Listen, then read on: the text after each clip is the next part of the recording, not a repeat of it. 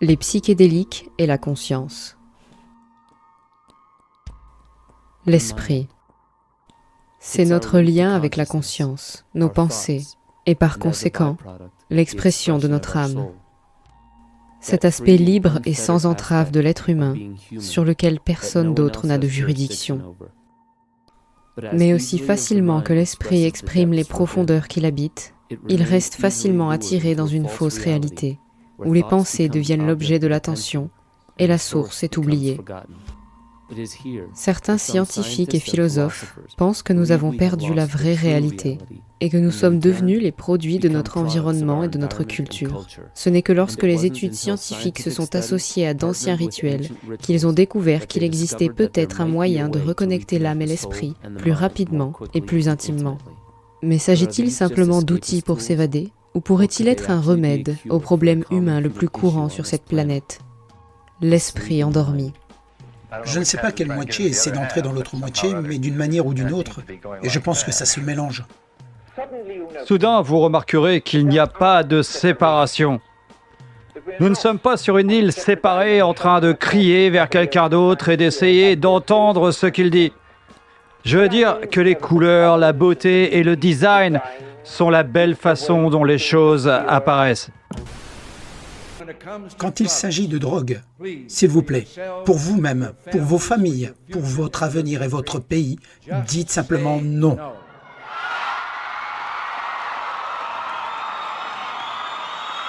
Mais quelles sont ces substances qui sont si mal perçues par la société et comment sont-elles arrivées sous les feux de la rampe? Une drogue spécifique qui a conquis le cœur et l'esprit des scientifiques et des jeunes adultes a été à l'origine d'une recherche particulière sur le fonctionnement interne de l'esprit.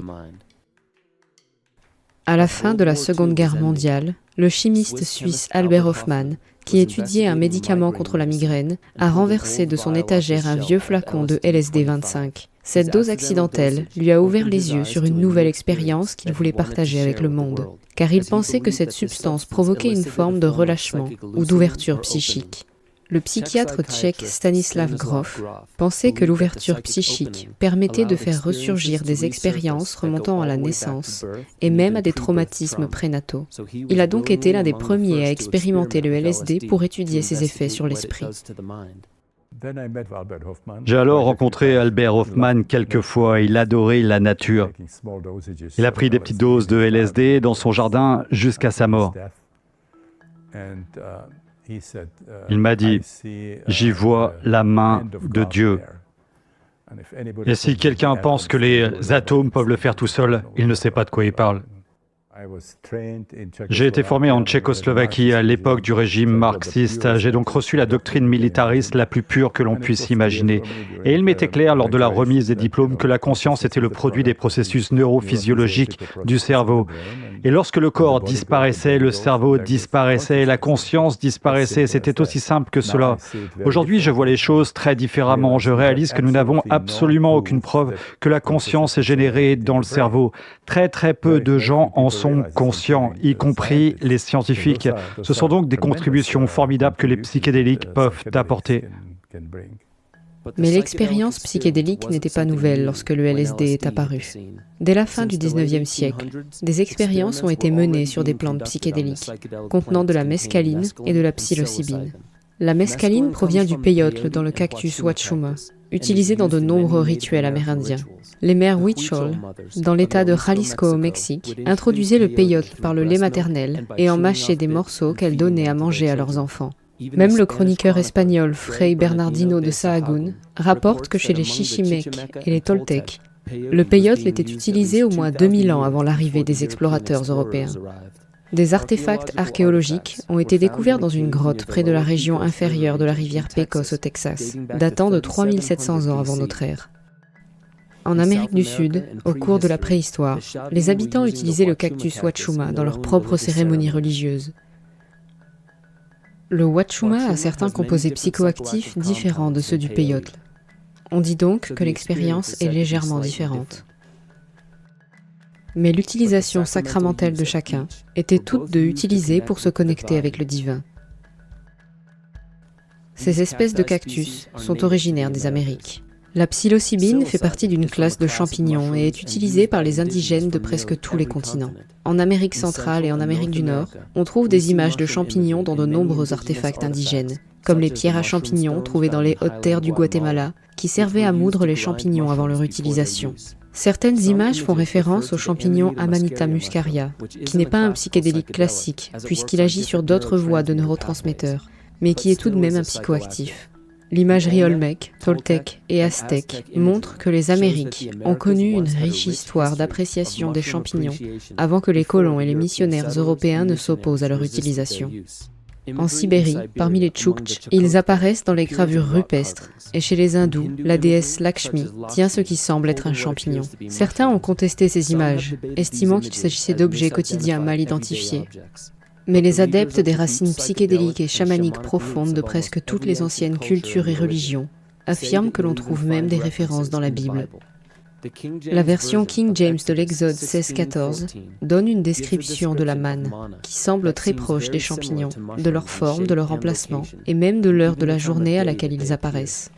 Même un regard moderne sur les chasses aux sorcières et les procès montre une profonde appréciation des plantes psychédéliques et psychoactives, qui expliquent leur histoire de vol sur des balais et de transformation en animaux.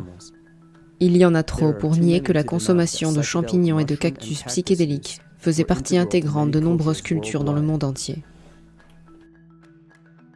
Ce qui effrayait tant les conquistadors du Nouveau Monde semble toujours présent.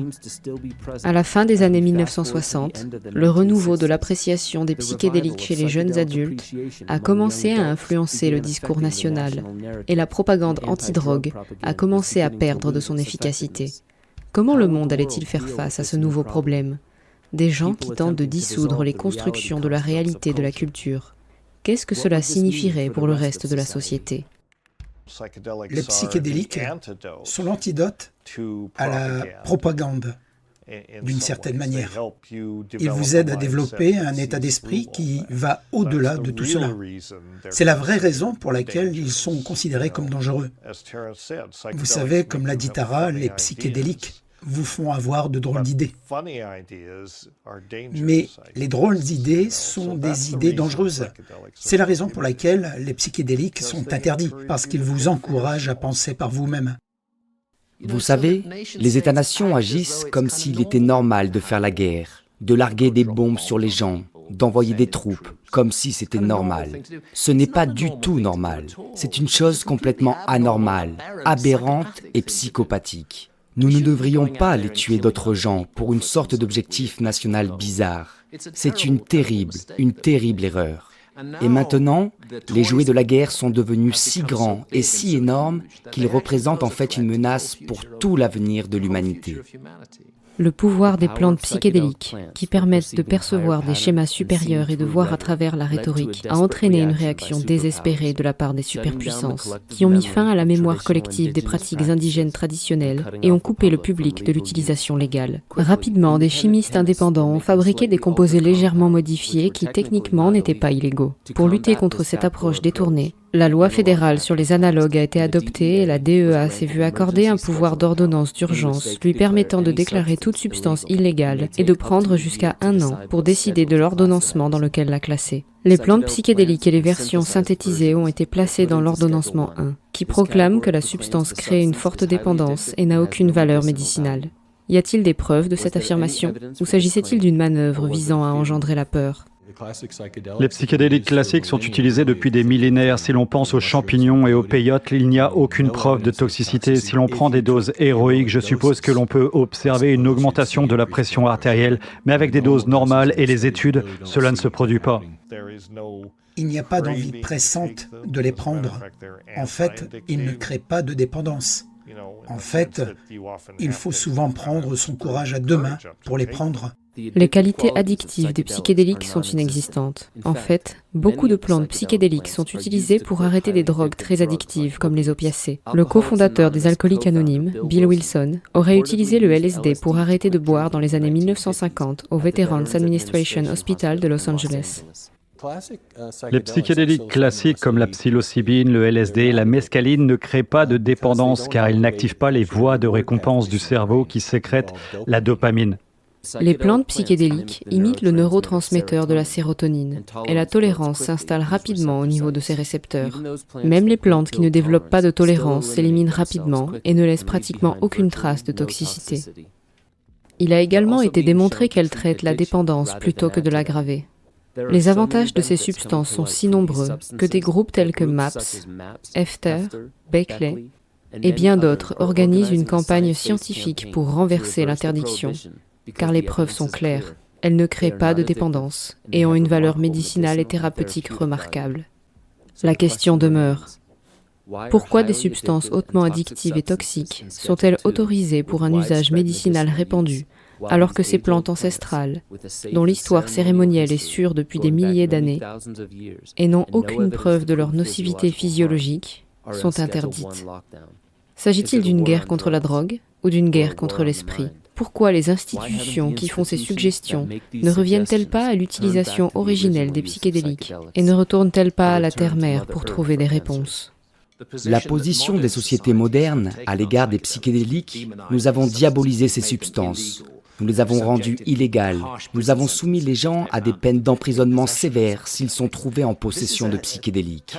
C'est une terrible erreur que commet la société occidentale moderne. Nous perdons le contact avec nos racines fondamentales en faisant cela. Les peuples indigènes ont été leurs intendants. Ils préservent les plantes, ils préservent les pratiques d'une certaine manière. Mais maintenant, tout d'un coup, les psychédéliques se répandent dans le monde entier, vous savez, et vous obtenez un phénomène où l'ayahuasca est en train de conquérir le monde. Et il y a quelques années, il est arrivé la même chose concernant les champignons. Concernant toutes les plantes psychédéliques, l'utilisation chamanique traditionnelle de ces plantes s'inscrit presque toujours dans un cadre communautaire et rituel. Le chamanisme est essentiellement une tradition vivante de l'alchimie, qui n'est pas à la recherche d'une pierre, mais qui a trouvé la pierre. Le rituel signifie simplement l'arrangement d'un certain cadre ou pour certaines intentions. C'est aussi le cas, par exemple, d'une cérémonie de peyote dans une église amérindienne. Ça se déroule de la même manière.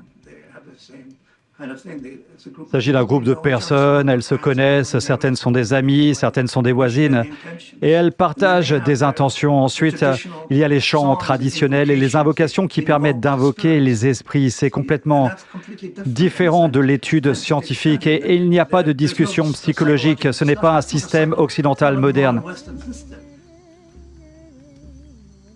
Les cultures chamaniques étaient très claires à ce sujet. Elles considéraient les psychédéliques comme des instruments qui ouvraient le cerveau, l'esprit à la télépathie, à la clairvoyance, à la précognition, à la pressentience, et qu'en fin de compte, il pourrait être nécessaire de considérer les perceptions qui se produisent sous l'effet des psychédéliques comme le fait que notre cerveau se branche sur un canal différent et reçoit des informations que nous ne savons pas vraiment comment définir pour l'instant.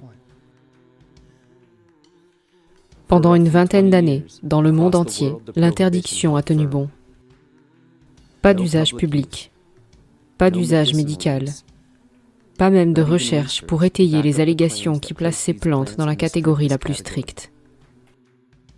L'esprit endormi de la population semblait s'enfoncer dans une transe consensuelle. C'était comme si les facultés innées de reconnaissance des schémas et de résolution des problèmes de la conscience humaine manquaient d'un allié essentiel. Un allié qui nous accompagne depuis l'aube de l'intelligence moderne. Il semblait que la campagne de propagande avait fonctionné. Puis, en 1990, Rick Strassman, un chercheur médical spécialisé en psychiatrie, a demandé une subvention fédérale pour administrer de la diméthyltryptamine à des volontaires, afin d'en observer les effets. Il y avait donc un groupe en Allemagne qui a commencé à étudier la mescaline à peu près en même temps, ou plutôt que moi. Mais mon étude sur le DMT était la première aux États-Unis, la première à utiliser le DMT depuis un certain temps. C'était plutôt frustrant et je ne m'attendais pas à réussir. Je ne pense pas que beaucoup de gens s'y attendaient. L'opinion publique sur toute substance altérant l'esprit tend à évoquer la croyance que l'expérience est simplement ce qui se produit lorsque le cerveau ne fonctionne pas correctement, comme si l'état par défaut dans lequel la plupart d'entre nous passons notre temps était l'état approprié pour fonctionner. Cependant, même si cela était vrai, lorsque le cerveau d'une personne devient dysfonctionnel, puis revient à la normale quelques heures plus tard, comment cette personne expliquerait-elle l'expérience ? Eh bien, je pense que l'aspect le plus frappant de la recherche et ce à quoi je ne m'attendais vraiment pas, c'est le sentiment de réalité avec lequel les gens sont revenus. Ils avaient l'impression que les expériences étaient plus réelles que réelles, l'importance de ce sentiment de plus réel que réel, et que nous prenons nos décisions en fonction de ce que nous croyons être la réalité. Le monde extérieur que nous supposons être réel, notre monde intérieur est réel, et nous prenons des décisions basées sur la réalité intérieure et extérieure. Donc, s'il y a un état qui me semble plus réel que réel, est-ce qu'on prend des décisions sur la base des informations qui s'y trouvent ? Quel est le réel fondement de la réalité ? Le monde consensuel dans lequel nous évoluons habituellement est-il le plus réel ? Est-ce là où nous trouvons la vérité universelle lorsque nous prenons des décisions pour notre vie ? Le royaume psychédélique, comme certains le croient, est-il plus réel que la réalité ? Peut-être que ce n'est ni l'un ni l'autre, et tous deux ne sont que des points de référence, impliquant et pointant vers les vérités universelles sous-jacentes, nous encourageant à nous engager dans notre propre élan de recherche de vérité. Notre mémoire innée, un sens intérieur de notre place intégrale dans le tissu de la réalité, impliquant que nous sommes tous des aspects d'un phénomène singulier apparaissant comme des choses indépendantes. Même les taoïstes et les bouddhistes croient que les manifestations extérieures visibles de la vie sont l'illusion de vêtements temporaires, dissimulant des principes universels et immuables qui informent, instruisent, guident et insufflent la vie dans tout ce que nous vivons autour de nous. Alors pourquoi faisons-nous l'expérience de l'illusion ? Quels mécanismes nous ont amenés à partager collectivement une perception aussi trompeuse de la vie et de l'existence ? Peut-être devrions-nous examiner de plus près les effets physiologiques des composés chimiques de ces plantes que le gouvernement craignait tant. Les psychédéliques classiques activent un type de récepteur cérébral de la sérotonine appelé les récepteurs 5-HT2A, ce qui signifie concrètement que les cellules deviennent plus sensibles. Il s'agit donc d'augmenter la capacité de ces cellules corticales à traiter l'information plus rapidement et plus efficacement. Il existe dans le tronc cérébral une zone appelée locus coeruleus ou LC. Elle envoie des projections vers le cortex qui libère de la norépinéphrine. Et le locus coeruleus a été qualifié de détecteur de nouveautés. Normalement, si l'on observe les activités dans le locus coeruleus, elles se produisent en rafale. C'est-à-dire qu'il n'y a rien à faire et qu'il y a ensuite une rafale d'activités. Ce qui se passe, c'est que les psychédéliques augmentent ces salves. Nous pourrions donc imaginer que ces salves correspondent à la détection de la nouveauté par le locus coeruleus. J'ai utilisé une analogie. Lorsque les gens prennent un psychédélique et qu'ils regardent, disons, une fleur, c'est comme s'ils la voyaient pour la première fois. Cela accroît donc le sentiment novateur. Quel serait le but biologique de ces plantes qui permettent aux humains de voir le monde comme s'il était nouveau ? C'est un phénomène bien connu que de chercher ces clés, alors qu'elles sont dans notre main, ou juste devant nous, et qu'on ne les voit pas. Vos yeux les ont même repérés, mais vous ne reconnaissez pas encore les avoir vus. Notre perception fonctionne sur la base de la reconnaissance des schémas. Cela permet au monde de devenir prévisible, de sorte que nous pouvons trouver un rythme de fonctionnement.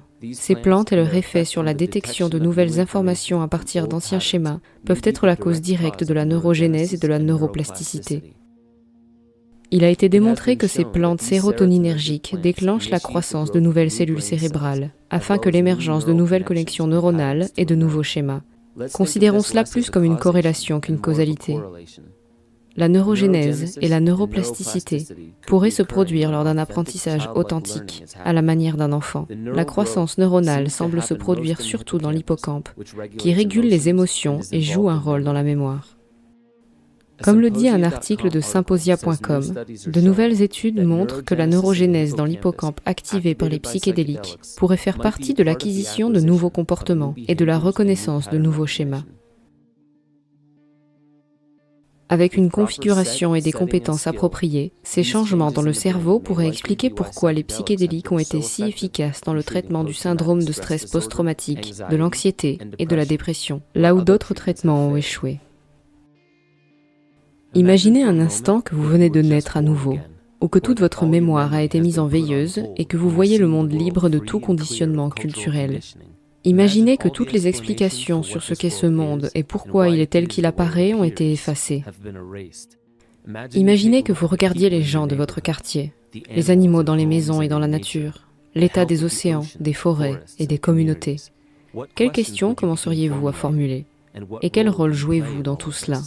Ce sont les questions que l'on commence à se poser lorsqu'on est introduit dans le monde des psychédéliques.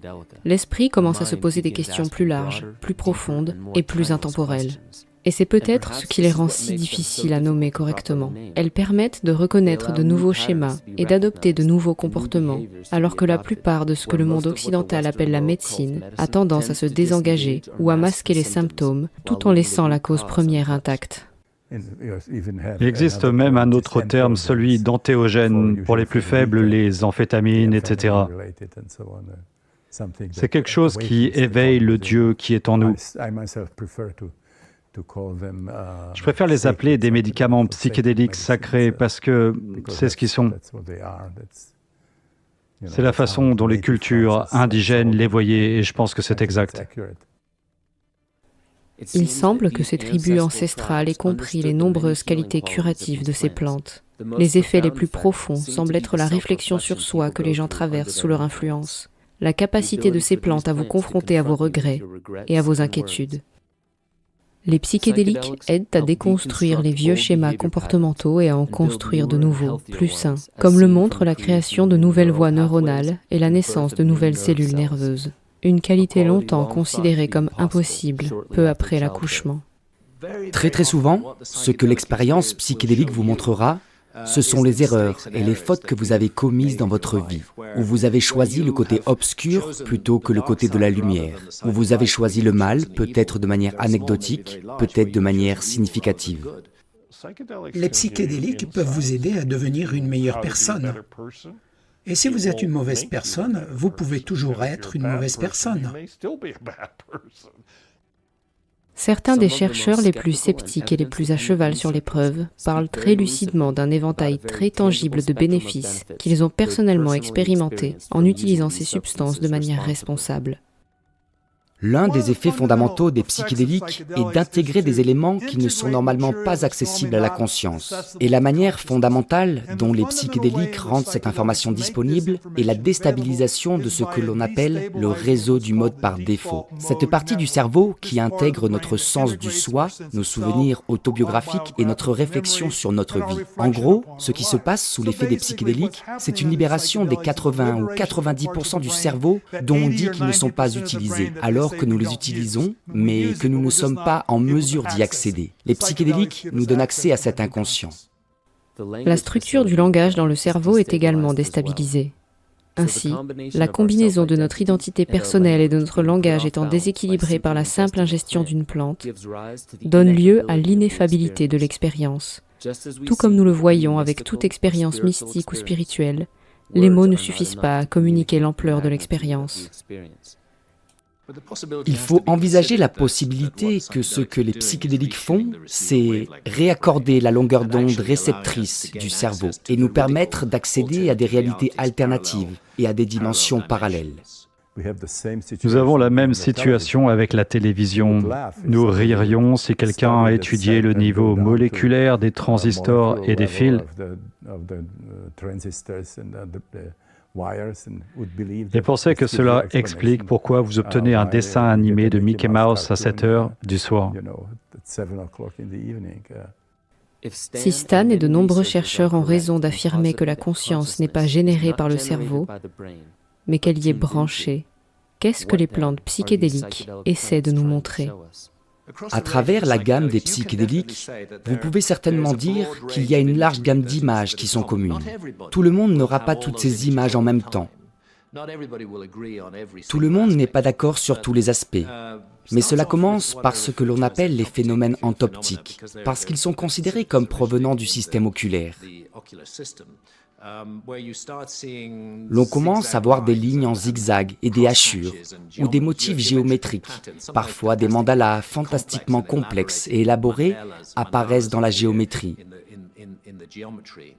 Puis, il y a le sentiment de passer à travers une sorte de vortex, dans un univers parallèle parfaitement convaincant. S'agit-il du même phénomène que celui dont les humains ont fait l'expérience depuis l'époque où nos ancêtres peignaient leur vision dans les grottes, il y a environ 40 000 ans. Ces images entoptiques, ces engrammes et ces portails décrivaient-ils une dimension à laquelle nous accédons encore aujourd'hui?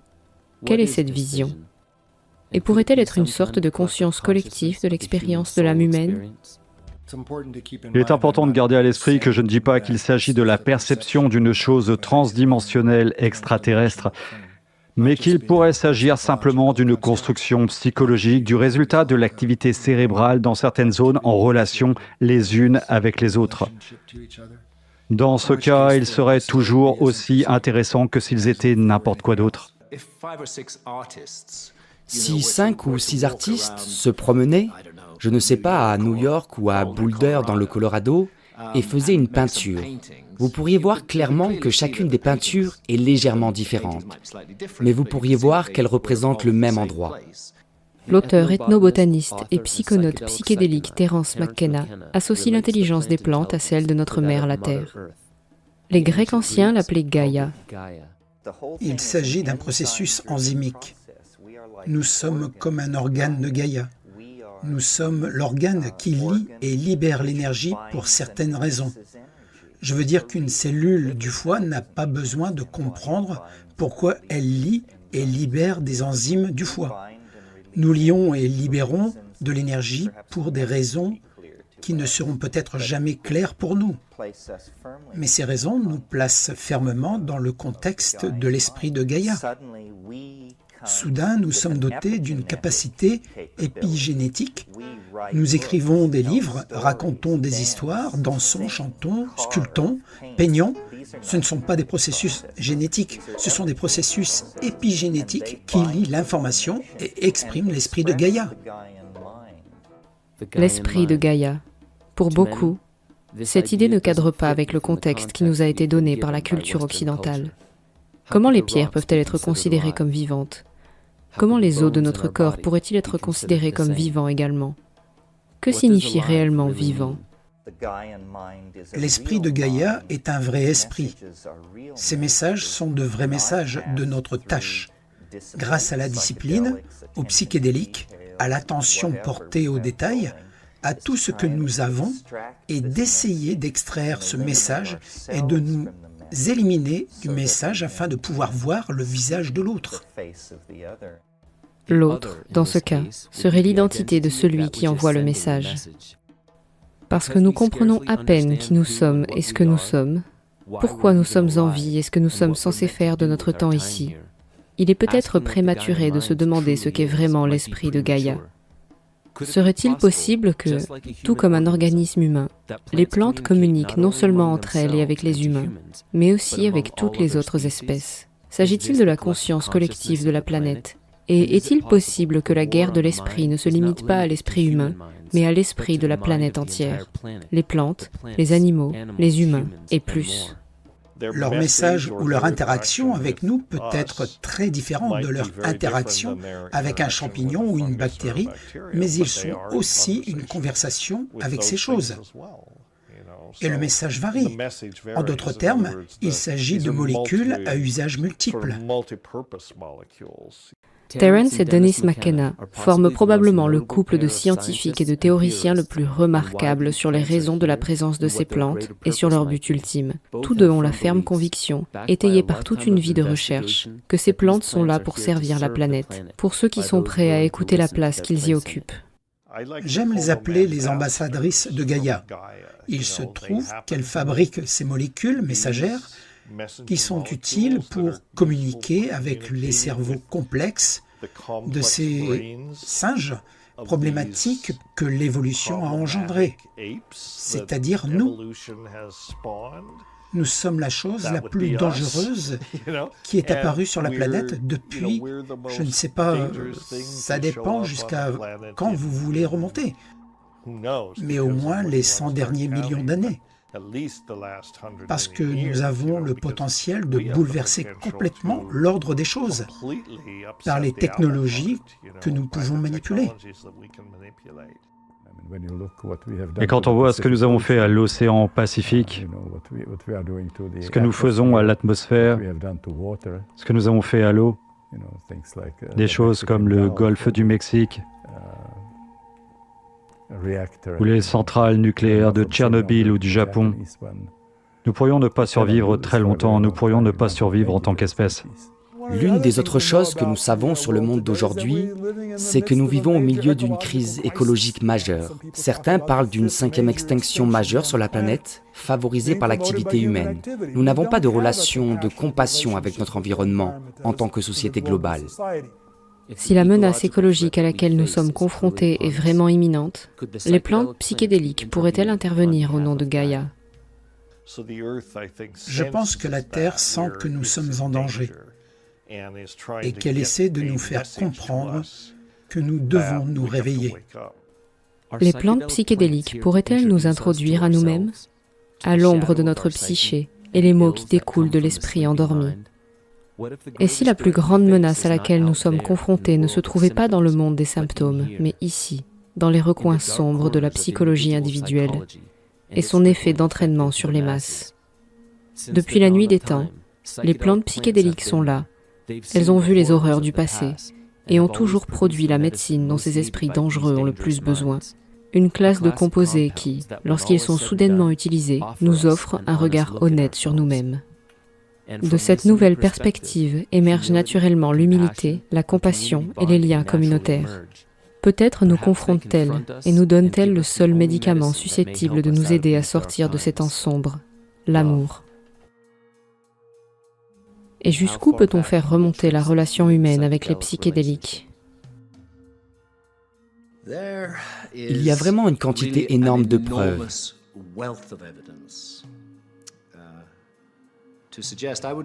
qui, d'après moi, ne font pas que suggérer, qui prouvent que nos ancêtres, très loin dans la préhistoire,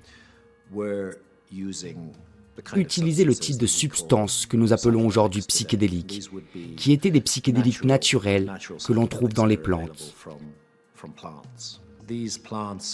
Ces plantes ont joué un rôle fondamental dans l'histoire de l'humanité. Mais comment ces plantes ont-elles influencé l'histoire de l'humanité? Quelles preuves peut-on trouver qui suggèrent qu'à une époque, les psychédéliques étaient une pratique acceptée dans la compréhension de l'univers? Mystérieusement, en 1976, un archéologue soviétique a mis à jour un complexe de temples vieux de 4000 ans dans l'actuel Turkménistan. Ce complexe comporte de nombreuses salles avec des cuves en pierre, recouvertes de résidus de cannabis, ainsi que de pavots utilisés pour fabriquer de l'opium et d'éphédra, utilisés pour fabriquer des amphétamines. Cela doit signifier qu'il s'agissait d'une installation de production en masse d'un cocktail hallucinogène. Les historiens ont suggéré que cette région abritait des éleveurs de chèvres qui se mêlaient à une tribu nomade à cheval et qui, la plupart du temps, restaient à l'écart des conflits. Cette découverte pourrait-elle être la clé du breuvage légendaire des dieux? Les preuves et les anciens ingrédients longtemps oubliés de ce que les plus anciens textes indiens, le Rig Veda appelé Soma, et que les Perses appelaient Aoma, ont-ils enfin été mis à jour? S'agit-il d'une preuve de l'existence d'une ancienne société psychédélique? Et si oui, où ont-ils disparu? Pourquoi la mémoire de cette culture a-t-elle été effacée? S'agit-il d'une représentation ancienne de l'homme, qui va au-delà du voile, pour voir la conscience collective?